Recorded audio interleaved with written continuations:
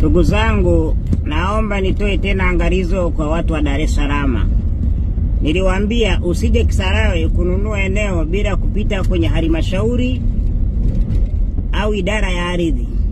Tulipokea taarifa kijiji cha Kenge, kuna gari imetoka Mbezi na watu zaidi ya 50 wamekuja kuuziwa viwanja huku $200,000.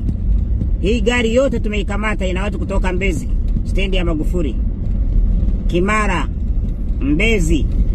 Sasa hii ni hatari. Hao wote wakizulumiwa tayari wanakuja ofisi ya mkuu wa wilaya, wanaanza kuilaumu serikali, tuna migogoro. Sasa hawa wamekuja kutapeli maeneo ya Kisarawe. Sasa leo hapa wote 50 wanalala lock up. Kwa sababu gani?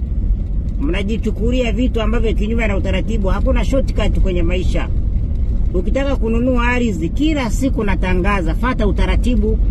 Sasa huyu ni kiongozi mmoja amekusanya watu kutoka Mbezi, amekodi gari, halafu huko anauza viwanja shilingi 300,000. Na nimesikia kuna vyombo vya habari vinatangaza kwamba Kisarawe maeneo yanauzwa.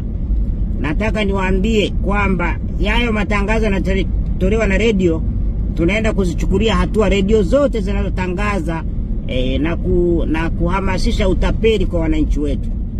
Tumesema Kisarawe ni mwendo wa show. Haturari, tunakaba kila penalty. Huwezi ukaidanganya serikali, tuko makini. Mazoea Kisarawe sasa ni mwisho wake. Sasa hawa ngoja kwanza wakarare lock up, halafu kesho ndo tuanze kuwajua akili ikoje. Hatuwezi kuwa tunakaa na watu wanatapeli, watu wanajipatia pesa nje ya utaratibu.